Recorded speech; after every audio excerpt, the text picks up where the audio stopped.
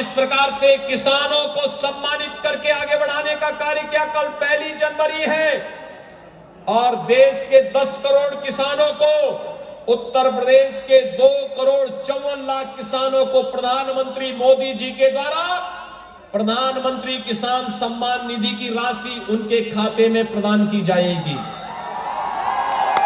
2,54,00,000 किसानों के खाते में राशि आएगी। कब समाजवादी इत्र का नारा देने वाले प्रदेश में किस प्रकार का बदबू, भ्रष्टाचार का बदबू फैलाते थे, ये दृश्य भी उत्तर प्रदेश वासियों ने देखा है। किसी भी सभ्य व्यक्ति से आप पूछिए समाजवादी पार्टी का मतलब क्या, तो लोग बोलते हैं कि जिस गाड़ी में सपा का झंडा, समझो बैठा है कोई पेशेवर गुंडा, यानी कोई भी व्यक्ति नहीं बोलता है। आज जब जेसीबी से उनकी दीवारों को तोड़ करके पैसा निकाला जा रहा है, आप भी देख रहे होंगे नोटों की ढेर निकल रही है, नोटों की गड्डियां निकल रही हैं। देश के अंदर आतंकवाद की जड़, देश के अंदर अराजकता की जड़, देश के अंदर उग्रवाद की जड़, देश के अंदर भ्रष्टाचार की जड़, देश के अंदर जातीय दंगे और देश के अंदर भाषाई दंगे कराने का दोषी कोई है तो वह कांग्रेस ही है। भाइयों बहनों, आज यहां पर हमारे मंचस्थ जनप्रतिनिधियों के द्वारा जनपद रायबरेली के विकास से जुड़ी हुई 381 परियोजनाओं पे, जिन पर 833 करोड़ 67 लाख रुपए खर्च हो रहे हैं या हुए हैं, उनका लोकार्पण और शिलान्यास का भी कार्यक्रम यहां पर संपन्न हुआ है। मैं जनप्रतिनिधियों को, अपने माननीय विधायकों को इसके लिए हृदय से बधाई देता हूं, आप सभी का अभिनंदन करता हूं और विश्वास करता हूं ये सभी योजनाएं आपके लिए फलीभूत होंगी और यह क्षेत्र इन योजनाओं का लाभ प्राप्त करेगा। भाइयों बहनों, भारतीय जनता पार्टी की दृष्टि से यह जनपद अत्यंत महत्वपूर्ण है और उसकी शुरुआत तो स्वामी प्रसाद जी ने कर दी थी। स्वामी प्रसाद जी के बाद यहां पर पिछली बार श्री दिनेश प्रताप सिंह जी ने भारतीय जनता पार्टी को स्वीकार किया था, भारतीय जनता पार्टी के साथ आए थे और एमएलसी चुनाव के ठीक पहले श्री उमेश द्विवेदी जी ने भी भारतीय जनता पार्टी के साथ जुड़ करके विकास की इस लड़ाई में सहभागी बनने की वचनबद्धता दोहराई थी। आप सब ने उन्हें समर्थन दिया। मैं इसके लिए आप सभी मतदाताओं को हृदय से बधाई देता हूं, अभिनंदन करता हूं। भाइयों बहनों, यहां पर रायबरेली सदर से विधायक श्रीमती अदिति सिंह जी ने भी भारतीय जनता पार्टी को स्वीकार किया और आज इस ऐतिहासिक जनसभा में वे स्वयं भी भागीदार बनी हैं। स्वाभाविक रूप से भारतीय जनता पार्टी विकास की दृष्टि से महत्वपूर्ण है और आज वे इस जनसभा में स्वयं मौजूद हैं। इसके साथ ही हरिचंदपुर से विधायक श्री राकेश प्रताप सिंह, आज उनकी औपचारिक घोषणा भारतीय जनता पार्टी की दृष्टि से हो रही है, क्योंकि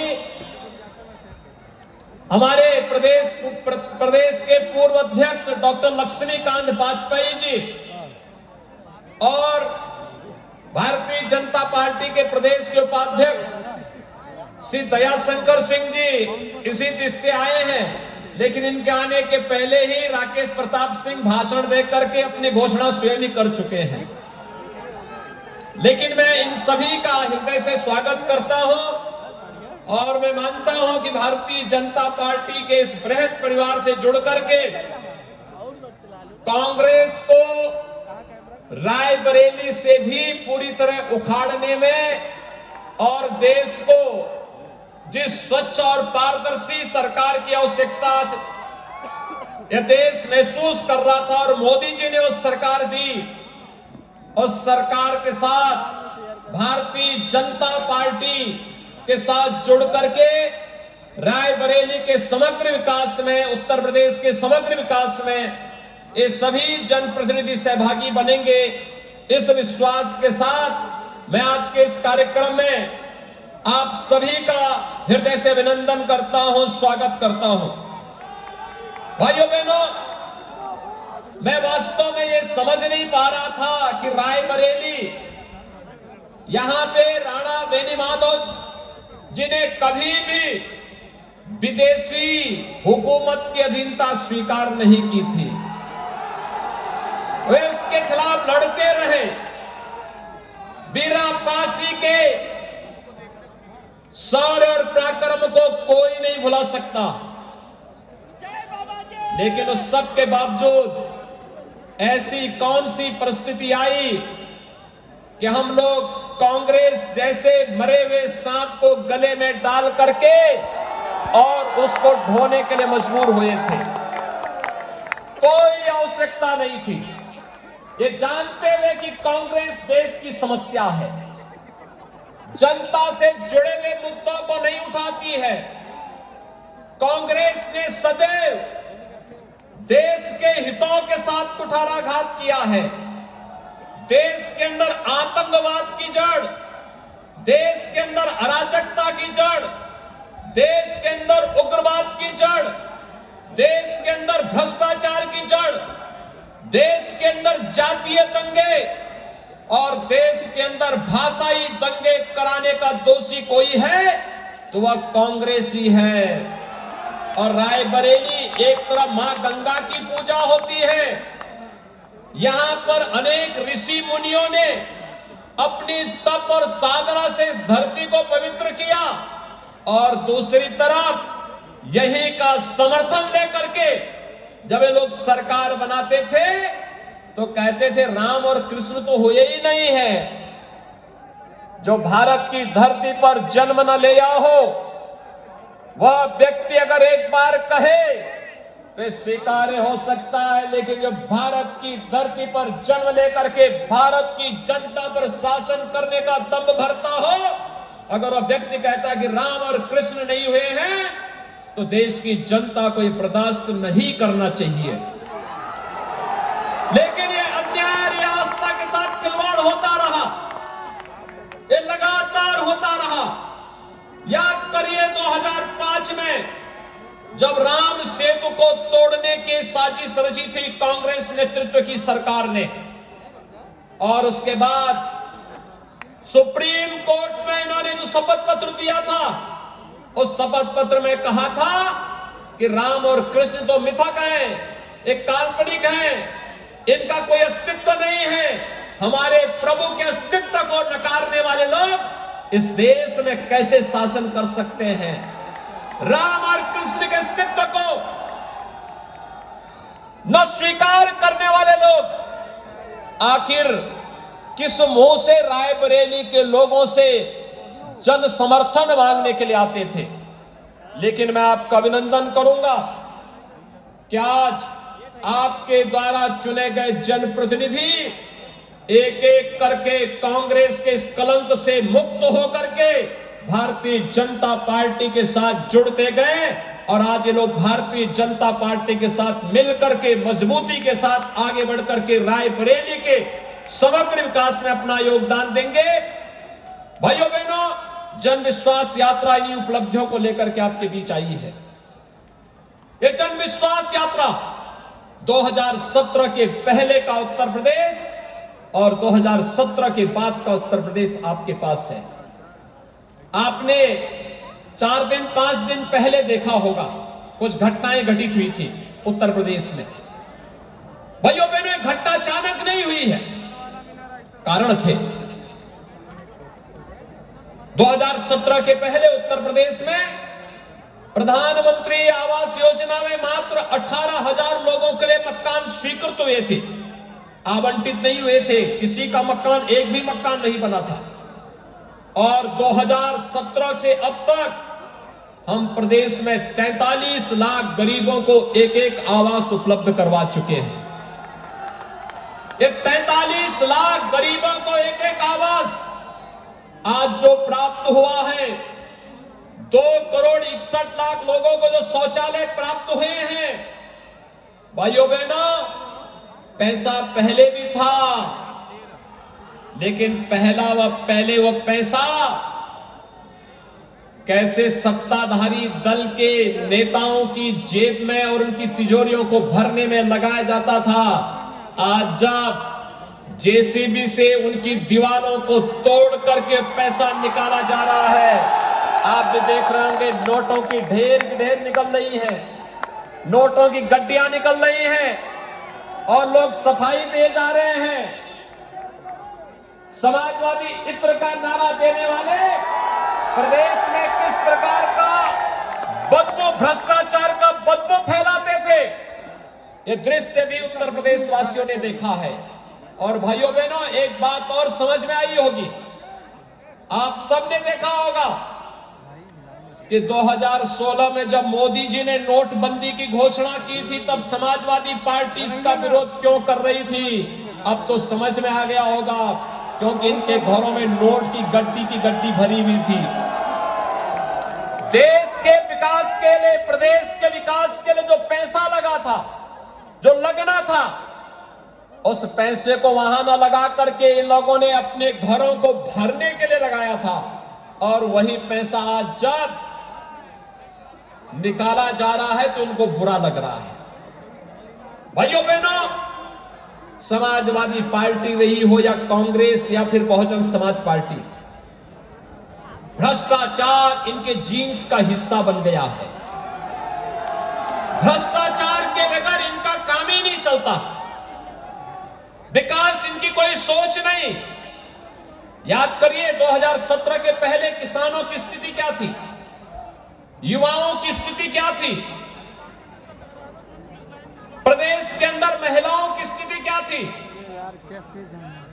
कैसे भेदभाव होता था, कैसे गुंडा राज की स्थिति थी, कैसे पर्व और त्योहार आते थे और पर्व और त्योहार आते ही प्रदेश में दंगे शुरू हो जाते थे। मैं पूछना चाहता हूं, 2017 के पहले जो दंगाई प्रदेश के अंदर पर्व और त्योहार के पहले दंगा करते थे, क्या उनमें दुस्साहस है कि वे दंगा कर पाएंगे? आज उत्तर प्रदेश में कोई दंगा नहीं कर सकता, क्योंकि अगर दंगा करेगा तो उसे मालूम है कि 7-7 पीढ़ी दंगा की भरपाई करते करते थक जाएगी, लेकिन दंगा की भरपाई नहीं कर पाएगी, पीढ़ी गुजर जाएगी। और इसीलिए उत्तर प्रदेश आज दंगा मुक्त प्रदेश हुआ। प्रदेश में दंगे नहीं तो पर्व और त्योहार शांतिपूर्ण तरीके से संपन्न हो रहे हैं। शांतिपूर्ण तरीके से संपन्न होने वाले पर्व और त्योहारों के साथ ही भाइयों बहनों, आज प्रदेश में निवेश हो रहा है, रोजगार का सृजन हो रहा है, विकास की प्रक्रिया के साथ तेजी के साथ उत्तर प्रदेश आगे बढ़ रहा है। और उत्तर प्रदेश भी अब देश और दुनिया के सभी निवेशकों के सामने इस विश्वास के साथ आगे बढ़ रहा है कि उत्तर प्रदेश अब नंबर 1 का प्रदेश बनने की ओर अग्रसर है देश के अंदर।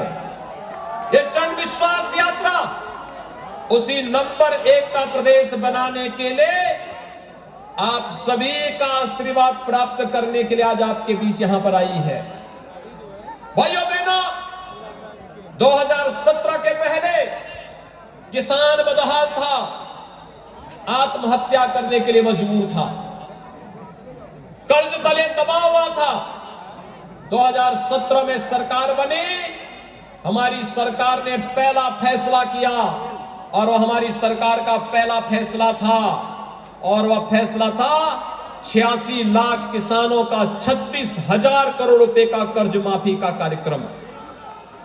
भाइयों बहनों, कर्ज माफी से लेकर के प्रधानमंत्री किसान सम्मान निधि तक आज जिस प्रकार से किसानों को सम्मानित करके आगे बढ़ाने का कार्य किया, कल 1 जनवरी है और देश के 10 करोड़ किसानों को, उत्तर प्रदेश के 2 करोड़ 54 लाख किसानों को प्रधानमंत्री मोदी जी के द्वारा प्रधानमंत्री किसान सम्मान निधि की राशि उनके खाते में प्रदान की जाएगी। 2 करोड़ 54 लाख किसानों के खाते में राशि आएगी कल। ये राशि कांग्रेस भी दे सकती थी, कांग्रेस ने नहीं दिया। बुआ और बबुआ भी दे सकते थे, लेकिन उनके पास कहां फुर्सत थी। किसानों की चिंता करें इसकी फुर्सत कहां थी। भाइयों बहनों, 2017 के पहले नौकरी निकलती थी और समाजवादी पार्टी की सरकार के समय याद करिए, कोई नौकरी निकली और उस नौकरी के निकलते ही चाचा और भतीजे का गैंग वसूली पे निकल पड़ता था। सभी रिश्ते निकल पड़ते थे, महाभारत के सभी रिश्ते एक साथ वसूली में निकल पड़ते थे और वसूली के साथ सभी भर्तियां होती थी विवादित। न्यायालय लगाता था रोक और रोक लगाने के साथ ही इसके बाद प्रदेश के नौजवान के भविष्य के साथ खिलवाड़ होता था। न जाने कितने नौजवानों के भविष्य के साथ सपा, बसपा, कांग्रेस की सरकारों ने अन्याय किया, लेकिन 2017 के बाद भारतीय जनता पार्टी की सरकार प्रदेश में आई और भाइयों बहनों, सरकार आने के बाद 4.5 लाख नौजवानों को सरकारी नौकरी दी। 1 करोड़ 61 लाख नौजवानों को प्रदेश में निवेश के माध्यम से रोजगार उपलब्ध करवाने का कार्य किया गया और 60 लाख लोगों को हम लोगों ने प्रदेश के अंदर स्वतः रोजगार के साथ जोड़ने का कार्य भी प्रदेश के अंदर किया। इतना रोजगार, इतनी नौकरी किसी भी सरकार के समय प्रदेश के अंदर नहीं मिली थी। आज प्रदेश के अंदर सर्वत्र शांति और सौहार्द का माहौल है। शासन की योजनाओं का लाभ गरीबों को मिल रहा है, गांव को मिल रहा है, किसान और नौजवानों को मिल रहा है, बहन और बेटियों को प्राप्त हो रहा है। आज प्रदेश के अंदर सर्वत्र हर व्यक्ति तक शासन की योजनाओं को मजबूती के साथ पहुंचाने का जो कार्यक्रम प्रदेश सरकार का है, केंद्र सरकार का है, वह कार्यक्रम मजबूती के साथ आगे बढ़ रहा है। आपने देखा होगा पिछले 20-22 महीनों से पूरी दुनिया कोरोना महामारी का सामना कर रही है। भाइयों बहनों, कोरोना महामारी, कैसे कोरोना का प्रबंधन होना चाहिए, प्रधानमंत्री मोदी जी के नेतृत्व में उसका कितना बेहतरीन प्रदर्शन किया गया, यह आज किसी से छुपा हुआ नहीं है। आज उत्तर प्रदेश का कोरोना प्रबंधन देश के अंदर सबसे अच्छा, फ्री में टेस्ट, फ्री में उपचार और फ्री में अन्न योजना का लाभ और फ्री में वैक्सीन, सबको वैक्सीन। कितने लोगों ने वैक्सीन लगाई है? सभी लोगों ने वैक्सीन लगा ली है और सभी लोग वैक्सीन लगा लिए हैं।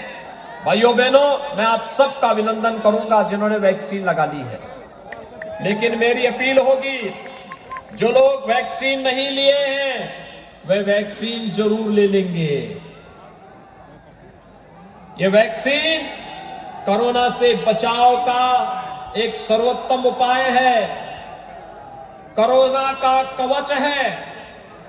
कोरोना की तीसरी लहर के बारे में चर्चाएं आ रही हैं, घबराने की आवश्यकता नहीं। केंद्र और प्रदेश सरकार आपके साथ में है। हमें केवल सावधानी और सतर्कता के साथ शासन के बताए गए नियमों का पालन करना है। कोरोना आपका बाल बांका नहीं कर पाएगा, ये सरकार आपके साथ में है। लेकिन भाइयों डबल इंजन की सरकार है तो डबल डोज राशन का भी गरीबों को उपलब्ध करवाने का कार्य हो रहा है। पहले यही राशन पहले समाजवादी पार्टी के नेताओं के घर में पहुंच जाता था और वहां से फिर से ब्लैक होकर के किसी देश में पहुंच जाता था। 2017 के पहले गरीब को राशन नहीं मिल पाता था। 2017 के पहले प्रदेश की योजनाओं का लाभ गरीब को नहीं मिल पाता था। आप देखना, अभी कल से फिर से हम जो कार्यक्रम प्रारंभ कर रहे हैं, कल 2,54,00,000 किसानों के खाते में 2-2 हजार रुपए हर किसान के खाते में कल आएगी।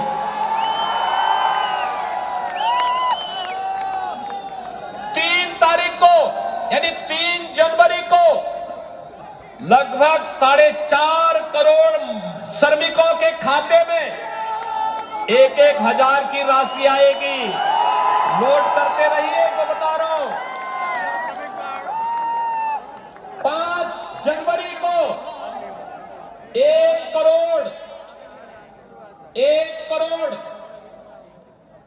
निराश्रित महिलाएं, वृद्धजन और दिव्यांग जनों के खाते में 1-1 हजार रुपए की राशि पेंशन की उनके खाते में उपलब्ध करवाएंगे।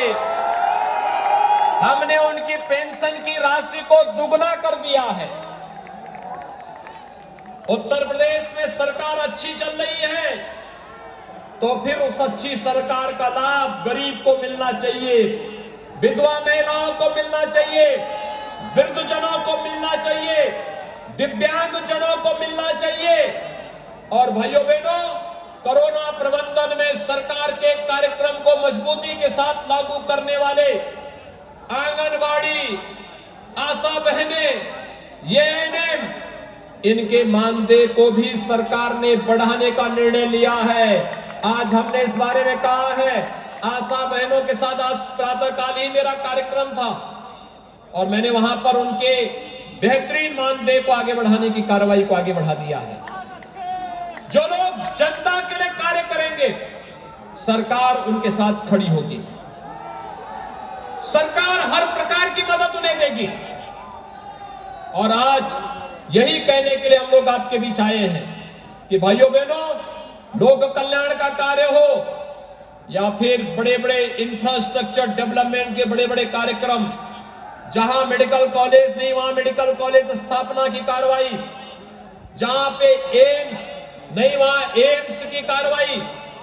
एम्स रायबरेली को 2 वर्ष पहले भारतीय जनता पार्टी की सरकार ने उसका संचालन भी आगे बढ़ा दिया है। आज कोई समस्या नहीं, समस्या तो देश के लिए कांग्रेस बन गई है, समस्या तो देश के प्रदेश के लिए सपा और बसपा बनी हुई है। आप देखते होंगे समाजवादी पार्टी के बारे में कोई भी सभ्य व्यक्ति एक बात जरूर बोलता है, और किसी भी सभ्य व्यक्ति से आप पूछिए समाजवादी पार्टी का मतलब क्या, तो लोग बोलते हैं कि जिस गाड़ी में सपा का झंडा, समझो बैठा है कोई पेशेवर गुंडा। यानी कोई भी व्यक्ति नहीं बोलता है। सपा के झंडे लगे हुए गाड़ी का मतलब अराजकता का ही प्रतीक होता है। अभी आपने देखा होगा कानपुर में प्रधानमंत्री जी आए थे और कानपुर की जनता को मेट्रो की सौगात देने के लिए प्रधानमंत्री जी आए थे। समाजवादी पार्टी के लोगों ने वहां दंगा भड़काने का कार्य किया, लेकिन भारतीय जनता पार्टी के कार्यकर्ताओं और कानपुर की जनता का मैं अभिनंदन करूंगा, जिन्होंने इनके भड़काने का किसी भी साजिश के उसमें ना करके पुलिस ने तत्काल कार्रवाई की और जितने भी ये गुंडे थे सबके खिलाफ प्रभावी कार्रवाई कानपुर के अंदर हुई है। भाइयों बहनों, मैं आपसे यही कहने के लिए आज आया हूं। ये जन विश्वास यात्रा आपका आशीर्वाद लेने के लिए आई है और आपसे यही कहने के लिए हमने विकास भी किया, लोक कल्याणकारी कार्यक्रम भी किया, जनता को सुरक्षा भी दी और आपकी आस्था का सम्मान भी किया। मैं आपसे पूछना चाहता हूं, अयोध्या में भगवान श्री राम का भव्य मंदिर निर्माण का कार्यक्रम क्या ये कांग्रेस कर पाती? क्या कांग्रेस करती? क्या समाजवादी पार्टी करती? और क्या बहन जी से कोई उम्मीद रखते थे क्या? भाइयों बहनों, जो राम और कृष्ण को ही काल्पनिक कह चुके थे, वे मंदिर क्या बनाते? और मैं यही पूछने के लिए आया हूं, फिर एक कांग्रेस को क्यों ढो रहे थे? अब ढोने की आवश्यकता नहीं, कांग्रेस को अब ढोने की आवश्यकता नहीं। जनता अपने आप उसको उसकी दुर्गति तक पहुंचा चुकी है। राम भक्तों पर गोली चलाने वाले क्या भगवान राम का मंदिर बनाते? पक्का विश्वास है आपको? भाइयों बहनों, भगवान राम का भव्य मंदिर के निर्माण का कार्यक्रम हो। मैं जानता हूं राकेश प्रताप सिंह अपने यहां हर दिन किसी न किसी गांव में अखंड रामायण का पाठ करते हैं और अखंड रामायण का पाठ करके ये कांग्रेस में थे। एक बार मुझे निमंत्रण देने के लिए आए थे और निमंत्रण देने के लिए आए, ये कि साहब मैं रामायण का पाठ करा रहा हूं। मैंने कहा भाई आप तो कांग्रेस में हैं। इन्होंने कहा भूल से मैं कांग्रेस में चला गया।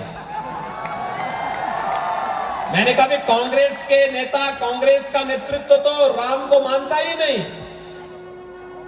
क्योंकि वहां का नेतृत्व कहता राम और कृष्ण तो हुए ही नहीं है, तो फिर अखंड रामायण का पाठ कैसे हो रहा है?